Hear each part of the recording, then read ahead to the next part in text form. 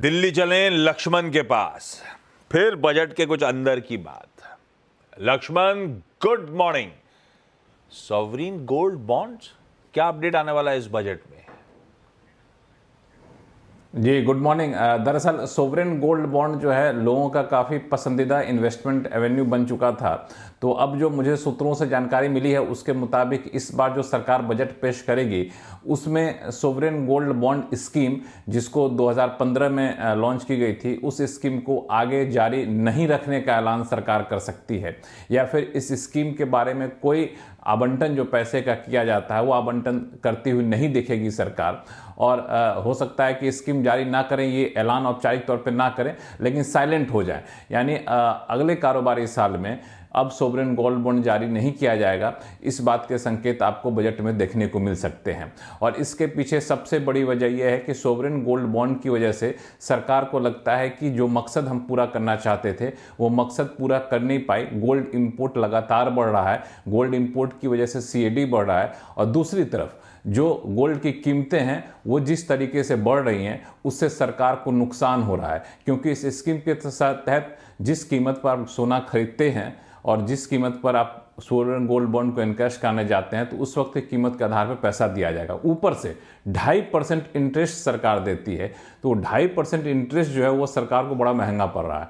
तो मुझे सूत्र बता रहे हैं कि अब सरकार इसको आगे जारी रखने के मूड में है नहीं। चालू कारोबारी साल में 18,500 करोड़ रुपए को सोवरेन गोल्ड बॉन्ड के लिए पैसा आवंटित किया गया था, लेकिन अभी तक कोई ट्रांच इशू नहीं किया गया है। अब लगता है कि आगे भी सरकार इसको डिसकंटिन्यू कर देगी। ओके, आगे भी सरकार शायद इसको डिसकंटिन्यू कर दे। ये लक्ष्मण जी की एक्सक्लूसिव खबर। रोज़ हम बजट से रिलेटेड कुछ ना कुछ आपके लिए इन्फॉर्मेशन लाते रहेंगे। अब ज़्यादा दिन बचे नहीं हैं वैसे बजट में, और 1 तारीख को ध्यान रखिएगा, बजट है, सैटरडे है, लेकिन मार्केट खुला होगा। चलिए फिर आगे बढ़ते हैं और कुछ स्टॉक से न्यूज़ पर आते हैं। आशीष, सबसे पहले टाटा स्टील का Q3 अपडेट, और टाटा स्टील पर मानस से एक व्यू लेंगे, लेकिन कंचन के पास चलते हैं और जानते हैं कि क्या अपडेट रहे। Kanchan, good morning. Good morning sir. सबसे पहले मैं बता देती हूँ कि जो इंडिया का प्रोडक्शन है उसमें करीब 6.25% का इजाफा देखने को मिला है। इस बार जो नंबर रजिस्टर किया गया है वो है 5.68 मिलियन टन का साल दर साल। इनफैक्ट जो डिलीवरीज है उसमें भी करीबन 8.5% का एक अपसाइड देखा गया है। 5.29 मिलियन टन डिलीवरीज निकल के आई है। लेकिन जो इनका यूके का प्रोडक्शन है वहां पे एक स्लाइट डेंट हमें देखने को मिला है। पहले ये था 0.78 मिलियन टन का पिछले साल, लेकिन इस बार ये घट के हो गया है 0 मिलियन टन का। इनफैक्ट यूके की जो डिलीवरीज है वहां पे भी 12.5% का सीधा हमें कट आता हुआ दिखाई दिया है। 0.56 मिलियन टन पे ये रजिस्टर किया गया है, और ये सारे ही नंबर साल दर साल हैं। अच्छे लग रहे हैं प्रोडक्शन के नंबर्स, डिलीवरीज के नंबर्स टाटा स्टील के। और मानस, चार्ट्स पे समीकरण कैसे है? देखिए, चार्ट्स वीक लगते हैं, लोअर टॉप लोअर बॉटम्स का ट्रेंड है। इंपॉर्टेंट सपोर्ट स्टॉक ने ऑलरेडी ब्रीच किए हुए हैं। मेरा समझना है कि शायद ये 200 वीक मूविंग एवरेज जो कि 122 रुपए है उसकी तरफ जाने की कोशिश कर रहा है। उससे पहले अगर कोई उछाल मिले तो वहां पर निकलने की कोशिश करनी है। खरीदारी केवल 140 रुपए के ऊपर करे, या तो अगर 200 वीक मूविंग एवरेज जो कि 122 है उसके आसपास बाइंग इंटरेस्ट देखने को मिले तब खरीदारी करे। बट फिलहाल के लिए उछाल पे एग्जिट करने की, लॉन्ग पोजीशन से एग्जिट करने की राय रहेगी। अगर अच्छे अपडेट्स पे उछल रहा है तो अपने लॉन्ग से निकलने के मौके ढूंढिएगा। यह है टाटा स्टील पे व्यू। एक दिग्गज ये था, एक दिग्गज जिस पे फिर ब्रोकरेज की कवरेज आती हुई, वो है Reliance industries. Shreya, good morning. क्या अपडेट्स है Reliance industries related? Good morning sir. 2 brokerage firms ने रिलायंस पर अपनी राय रखी है, बर्स्टिन और जेफरीज ने। दोनों ही फर्म्स बुलिश नज़र आ रहे हैं रिलायंस पर। और बर्स्टिन की बात करूँ तो आउट परफॉर्म की कॉल दी है, टारगेट प्राइस 1520 रुपये प्रति शेयर कर दिया, यानी कि 18% का अपसाइड पोटेंशियल इस पर्टिकुलर काउंटर में बर्स्टिन को नज़र आ रहा है। वही जेफरीज ने भी बाय की कॉल दी है और 1690 रुपये प्रति शेयर टारगेट प्राइस रख दिया है। 26% का अपसाइड पोटेंशियल जेफरीज को नज़र आ रहा है। दोनों ही ब्रोकरेज फर्म्स का मानना है कि 2025 में हालात जो है वो सुधर सकते हैं रिलायंस के लिए। 2024 उतना अच्छा रहा नहीं रिलायंस के लिए। साथ ही कोविड के समय से, यानी कि मार्च 2020 से कंपनी अभी चीपेस्ट वैल्यूएशन पर है। और जेफरीज का मानना है कि फिनेंशियल ईयर 2025 में लोअर अर्निंग्स ग्रोथ और रिटेल के लिए मीडियम टर्म ग्रोथ आउटलुक पर चिंताओं को लेकर कंपनी ने निफ्टी के कंपैरिजन में 15% अंडर परफॉर्म किया है 2024 में, लेकिन अब जो है रिटेल के लिए मीडियम टर्म ग्रोथ आउटलुक सुधर सकता है, जिससे एक बूस्ट मिलेगा रिलायंस को। साथ ही फाइनेंशियल ईयर 2026 में जियो के लिस्टिंग से हालात सुधर सकते हैं। साथ ही अगर एबिटा की बात करूं तो ये भी 14% तक ग्रो हो सकता है फाइनेंशियल ईयर 2026 में। वही बर्स्टिन का मानना है कि टेलीकॉम और रिटेल के सहारे जो है वो कंपनी अच्छा परफॉर्म करेगी और अर्निंग्स ग्रोथ भी ठीक रहेगी। साथ ही रिफाइनिंग मार्जिन में भी एक रिबाउंड दिख सकता है।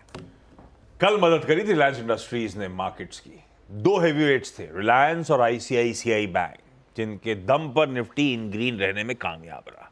पर ये स्टॉक डिसअपॉइंट कर रहा है। मैं सास बहु सेंसेक्स करता हूं, उसमें ज़्यादातर लोग कंसर्न्स हाईलाइट करते हैं कि रिलायंस ने काफ़ी टाइम से सर परेशान कर रखा है। ब्रोकरेजेस के तो थम्स अप लगातार आ रहे हैं। बर्नस्टीन कह रहा है 1520, जेफरीज कह रहा है 1690। चतुर्मता साहब, रखे हुए आप लोग नहीं रखे हुए पोर्टफोलियो में? जी, तो देखिए, तो पोजीशन हमारे पोर्टफोलियोज में भी नहीं है। हमने इसको पिछले 4-5 महीने पहले हमारी पोजीशंस को हमने इसमें रिड्यूस किया था, क्योंकि स्टॉक के अंदर में हमने देखा जैसे एक तो मार्जिन प्रेशर जीआरएम्स के टर्म्स में हमें देखने को नजर आ रहा है। साथ ही साथ आपने देखा है कि रिटेल में या डिस्क्रिशनरी स्पेंडिंग के अंदर में बहुत ही स्पेसिफिक कंपनीज है जहां पर growth I. Otherwise in general आप देखेंगे तो पूरा कंजम्पशन पैटर्न जो था वो काफी डिसअपॉइंटिंग था। एफएमसीजी के भी नंबर्स यही दिखाते हैं। साथ ही साथ कुछ रिटेल कंपनी जैसे कि हमने डीमार्ट के भी नंबर्स देखे, तो ये कहीं ना कहीं एक जो ट्रेंड था वो काफी वीक वहां पर भी बना हुआ था। और तीसरी बात, जब जियो के अंदर में हमने देखा था कि जो रेट्स है उसको कम किया गया, तो उसका भी एक इम्पैक्ट कहीं ना कहीं देखने को नजर आया। तो ओवरऑल एक प्राइस करेक्शन है, बट मुझे लगता है ये बहुत ही एक अच्छा एंट्री पॉइंट होगा, क्योंकि एक अच्छा खासा करेक्शन ऑलमोस्ट आप देखेंगे जहां स्टॉक 1600 1650 के ऑल टाइम हाई से स्टॉक 1240 पे आ चुका है, अपने मूविंग एवरेजेस के नीचे ट्रेड कर रहा है।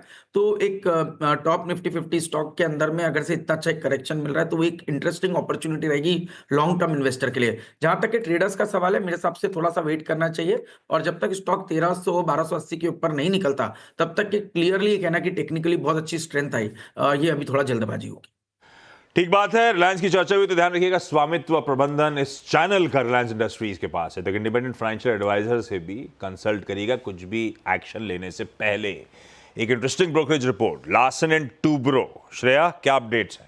जी, बीएनपी परिबास की रिपोर्ट आई है लार्सन ट्यूब्रो पे, और आउट परफॉर्म मेंटेन किया है। साथ ही टारगेट प्राइस को इंक्रीज कर दिया है, 4605 रुपये प्रति शेयर कर दिया है। देखिए, फाइनेंशियल ईयर 2026 में मिडिल ईस्ट कैपेक्स में कोई स्लो डाउन नहीं दिख रहा फर्म को, ये एक पॉजिटिव ट्रिगर है कंपनी के लिए। साथ ही कोर एबिटा की बात कर रहे हैं तो वो भी फाइनेंशियल ईयर 2026 में इसमें बढ़ोतरी देखने को मिल सकती है, 9% की बढ़ोतरी की उम्मीद की जा रही है। इसके अलावा क्योंकि एनर्जी और रिटेल सेक्टर में मोमेंटम बनता नजर आएगा, तो ये कहीं ना कहीं इस कंपनी को पुश करेगी, तो ये भी एक एडेड ट्रिगर होगा कंपनी के। साथ ही ROE की बात करें तो इसमें भी 18% का एक अपसाइड पोटेंशियल नज़र आ रहा है, ये भी एक्सपेक्ट करके चल सकते हैं।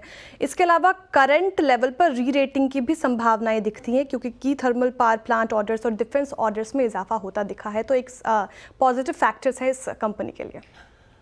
तगड़े अपसाइड्स की बात हो रही है भाई साहब। 3600 के आसपास ये स्टॉक ट्रेड करा और BNP पारिबा खासा बुलिश लार्सन एंड टूब्रो को लेकर।